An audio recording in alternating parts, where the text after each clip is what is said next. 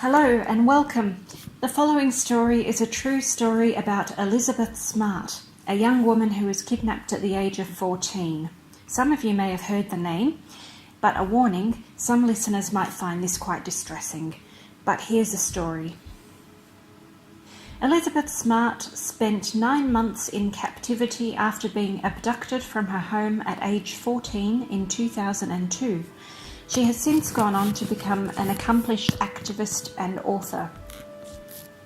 Elizabeth Smart was born in Utah in 1987. She was abducted from her home at age 14 in June 2002. Held captive by a fanatic named Brian David Mitchell and his wife, Wanda Barzi, sorry if I mispronounce it, Smart was repeatedly raped, drugged and forced to endure religious rituals until earning her freedom in March 2003. She's since become a noted activist and author, launching the Elizabeth Smart Foundation in 2011 and authoring My Story in 2013. Elizabeth Ann Smart was born into a devout Mormon family on November 3, 1987 in Salt Lake City, Utah. The second of 6 children of a successful real estate developer and a homemaker, Smart was known as a kind, smart, shy, and obedient child. Her greatest passion was the harp, which she began playing at the age of 5 and practiced for hours each day. By the time she reached middle school, Smart was sought out to perform as a harpist at local weddings and funerals, and she regularly participated in the annual fall concert at the Capitol Rotunda in Salt Lake City. Smart was also a skilled equestrian and distance runner who was training to compete in cross-country racing when she reached high school. She attended Bryant Intermediate School, where she was known as an intelligent and diligent student. On June 4, 2002, Smart and her family attended an end-of-year awards ceremony at her school, where the 14-year-old won several awards for academics and physical fitness.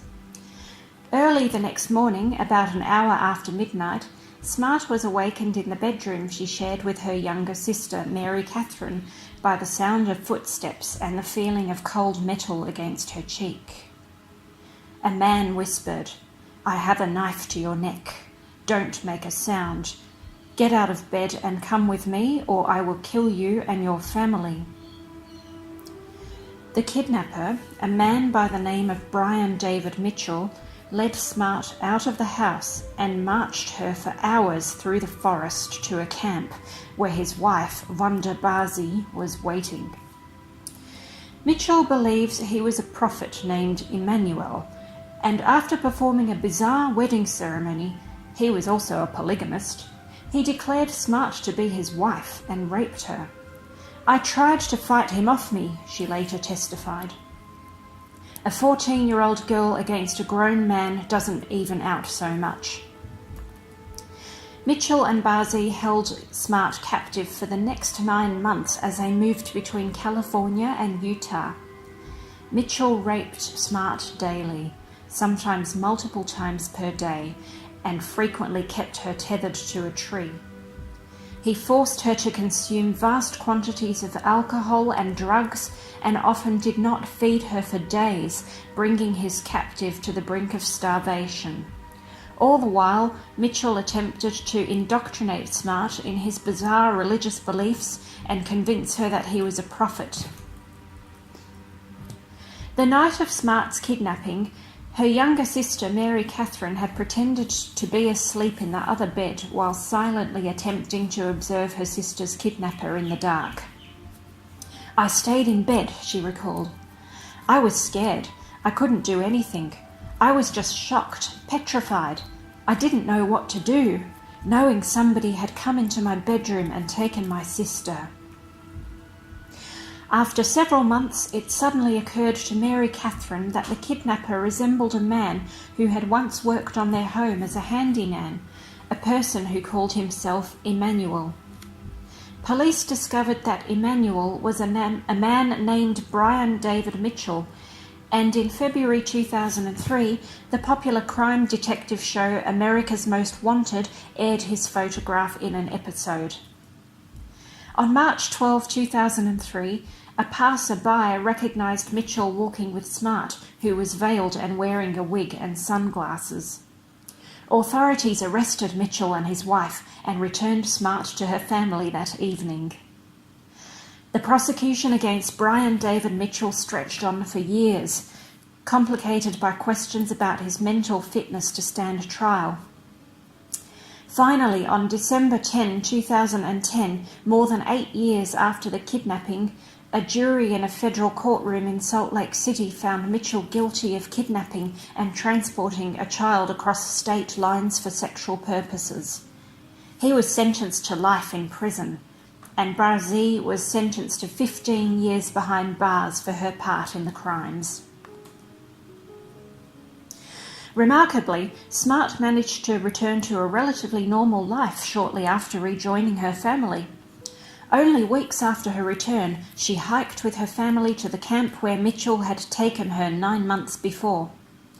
She said, "I felt great. I felt triumphant about the experience. I don't think it's worth spending time in the past," she said. "It's not something I think about. If I feel like I want to retell my story to somebody, I will, but I don't have to. I don't talk about it much. I really don't care to." Smart soon returned to the classroom and resumed her favourite activities. After graduating from high school in 2006, she enrolled at Brigham Young University to study music performance. Additionally, she became an activist on behalf of kidnapping survivors and child victims of violence and sexual abuse, recounting her inspirational story in interviews with Katie Couric and Oprah Winfrey, and eventually becoming a noted public speaker. Smart also helped to author the United States Department of Justice's 2008 Handbook for Kidnapping Survivors.